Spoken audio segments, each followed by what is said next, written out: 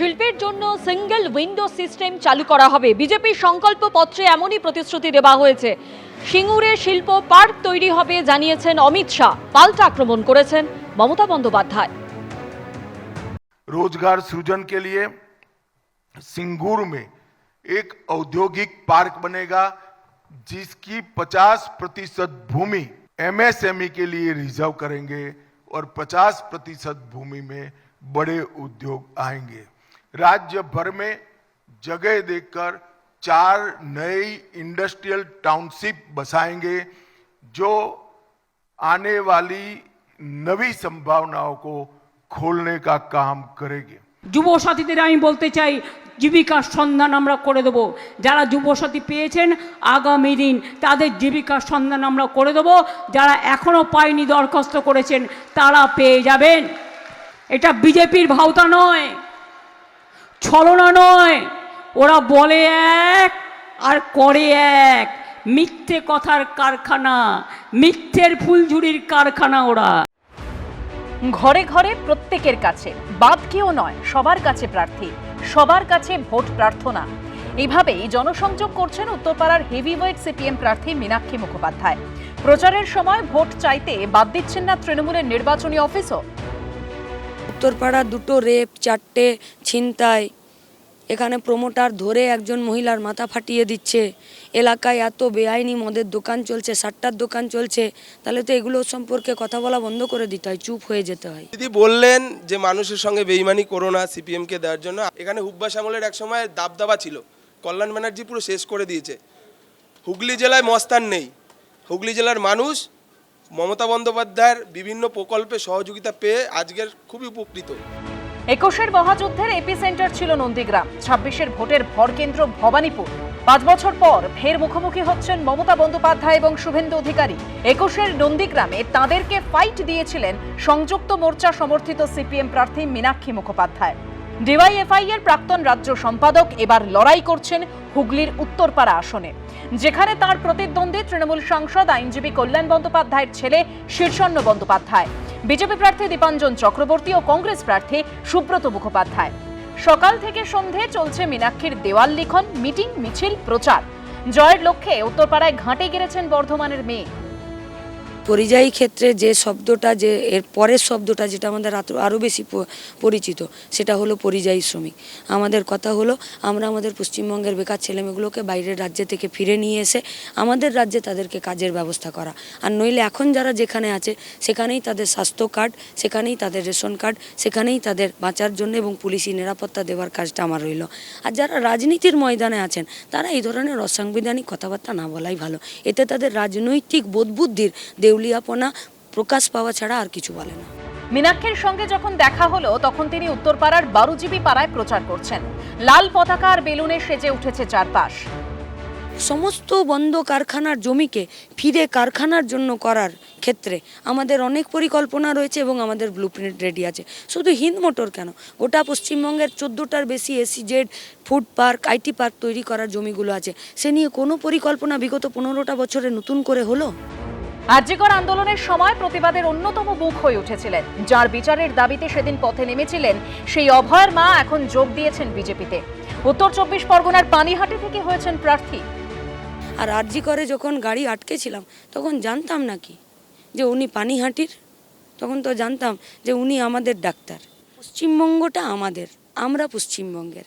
পশ্চিমবঙ্গের CM আইপ্যাকের office থেকে আপনাদের নাকের ডগা থেকে ফাইল বের করে নিয়ে চলে আসছেন, আপনারা চুপ করে দাঁড়িয়ে আছেন আর আপনারা বলছেন বিরোধী ভোট। আমরা তো দুজনকে এক জায়গায় দাঁড়িয়ে দেখছি। 12GB পাড়ায় প্রচার করতে করতেই মীনাক্ষী ঢুকে পড়লেন তৃণমূলের নির্বাচনী অফিসে। পশ্চিমবঙ্গে লুটের রাজনীতি চলেছে, পশ্চিমবঙ্গে আইনের শাসন ছিল না, পশ্চিমবঙ্গে বেনিয়মটাই নিয়ম হয়েছে। আমরা পশ্চিমবঙ্গে লুট বন্ধ করতে চাইছি, বেনিয়মটাকে নিয়ম নয়, নিয়মটাকে ফিরে রিস্টোর করতে চাইছি এবং আইন অনুযায়ী পরিচালনা। মীনাক্ষী রাতে থাকছেন দলীয় নেতাদের বাড়িতেই। সকাল হলেই শুরু করছেন প্রচার। সকাল থেকে দুপুর, বিকেল থেকে রাত খাটছেন, ঘরে ঘরে যাচ্ছেন, চিনছেন উত্তরপাড়াকে, চাইছেন তাদের ভালোবাসা। অর্ণব মুখোপাধ্যায়ের রিপোর্ট, এবিপি আনন্দ। ভোটের ময়দানে তিনি নতুন নন, বলা ভালো 14 বছর পর ভোট রাজনীতিতে ফের কামব্যাক হতে চলেছে তার। তিনি পার্থপ্রতিম বিশ্বাস, যাদবপুর বিশ্ববিদ্যালয়ের নির্মাণ বিদ্যার অধ্যাপক। শিক্ষা থেকে রাজনীতি, বিভিন্ন মহলে পরিচিত মুখ। সেই পার্থপ্রতিম বিশ্বাসকে এবার টালিগঞ্জ কেন্দ্র থেকে প্রার্থী করেছে সিপিএম। রবিবার থেকে প্রচারের ময়দানে ঝাঁপিয়ে পড়লেন তিনি। নিজেও টালিগঞ্জের বাসিন্দা হওয়ার সুবাদে এলাকা চেনেন হাতের তালুর মতো। এদিন কর্মীদের সঙ্গে পায়ে পায়ে ঘুরলেন বিধানসভা কেন্দ্রের বিভিন্ন এলাকা, সারলেন জনসংযোগ। কখনো খোশ মেজাজে খেললেন ক্রিকেট, কখনো আবার দেখা হয়ে গেল পুরনো সহপাঠীর সঙ্গে। চলতে চলতে কোথাও পরিচিতের ডাক পেয়ে এগিয়ে গিয়ে কথা বললেন। বেরিয়ে যে পরিমাণ মানুষের আমরা সাড়া পাচ্ছি, তাতে রাজ্যে তৃণমূল সরকারের কি বলবো পতন সময়ের অপেক্ষা। যে পরিবর্তনের আশায়, ইতিবাচক পরিবর্তনের আশায় মানুষ তাদের ক্ষমতা এনেছিল, কার্যত মানুষ এখন পরিত্রাণ চাইছে সেই জায়গা থেকে। আমাদের উপর হৃত আস্থা, যে আস্থা হারিয়ে গেছিল একটা সময়, সেই আস্থা ফেরত পাওয়া লড়াই, এটা আমাদের লড়াই। পথে নামছি, আজকের এত মানুষ, তাদের শুভেচ্ছা এটাই প্রমাণ করছে। টালিগঞ্জের সিপিএম প্রার্থী পার্থপ্রতিম বিশ্বাসের কাছে এই ভোট নিঃসন্দেহে বড় চ্যালেঞ্জের। কারণ উল্টো দিকে তৃণমূল প্রার্থী হিসেবে প্রতিদ্বন্দ্বিতা করছেন খোদ রাজ্যের মন্ত্রী অরূপ বিশ্বাস, যিনি এই কেন্দ্রের 4 বারের বিধায়ক। অন্যদিকে এই কেন্দ্র থেকে বিজেপি দাঁড় করিয়েছে নতুন মুখ পাপিয়া অধিকারীকে। তবে বিজেপি নয়, তৃণমূলকেই মূল প্রতিদ্বন্দ্বী হিসেবে দেখছেন পার্থপ্রতিম বিশ্বাস। কারণ 2006 সালের বিধানসভা ভোটে এই টালিগঞ্জ কেন্দ্রেই তৃণমূল প্রার্থী অরূপ বিশ্বাসের কাছে 1000-এরও কম ব্যবধানে হারতে হয়েছিল তাকে। 2011 সালে পরিবর্তনের নির্বাচনেও টালিগঞ্জ থেকে সিপিএম প্রার্থী ছিলেন পার্থপ্রতিম বিশ্বাস। সেবার এই কেন্দ্র থেকে 1 লক্ষের বেশি ভোট পেয়েছিলেন তৃণমূলের অরূপ বিশ্বাস, আর তার ঝুলিতে এসেছিল 75,000-এর কিছু বেশি ভোট। বিজেপিও ইজ নট দ্য অল্টারনেটিভ, ফলে বামেদের আবার চায় মানুষ, সেটাই অন্তত পক্ষে আমার মনে হচ্ছে যে প্রাথমিকভাবে এখানে প্রতিপক্ষ রাজ্যের মন্ত্রিসভার সদস্য বলে এই লড়াই অনেকটা সহজ। কারণ মানুষকে রাজ্য সরকারের সার্বিক ব্যর্থতা বোঝাতে গেলে সিম্বলিক কতগুলো মানুষের নাম যদি করতে হয়, ফিরহাদ হাকিম, অরূপ বিশ্বাস, এই ধরনের শোভনবাবু, এরা হচ্ছে প্রত্যেকে রাজ্য মন্ত্রিসভার গুরুত্বপূর্ণ সদস্য। ফলে যে রাজ্য সরকারের ব্যর্থতার প্রতীক হিসাবে তারা যত বেশি লড়েন, যে কেন্দ্রে লড়েন, মানুষের পরিবর্তন ঘটাতে তত বেশি সুবিধা হয়। আমি আশাবাদী যে এই টালিগঞ্জ কেন্দ্রে বামেদের পুনরুত্থান হবে। কাঠফাটা রোদে সকাল থেকে দুপুর অবধি প্রচার, তারপরে একটু জিরিয়ে নেওয়া নেতাজি নগরের পার্টি অফিসে। আজকে বিকেলেও আমরা এই যে দুপুরবেলা আমরা শেষ করছি, যখন আমরা আবার বিকেলের একটা প্রস্তুতি নিজেরা নিশ্চয়ই সেরে নিচ্ছি, এবং সম্ভাব্য, কারণ সময় যেহেতু খুব কম, আর টালিগঞ্জ একটা বিরাট বড় কনস্টিটিউয়েন্সি, যেখানে প্রায় 4 আর 5 9টা ওয়ার্ড, ফলে কার্যত প্রত্যেকটা ওয়ার্ডে 3 দিনের বা 3.5 দিনের বেশি সময় পাওয়া যাবে না। তার মধ্যে এই টালবৈশাখীর মধ্যে আসবে, অনেক দিনের প্রচারই ভেস্তে যায়, বিশেষত বিকেলে।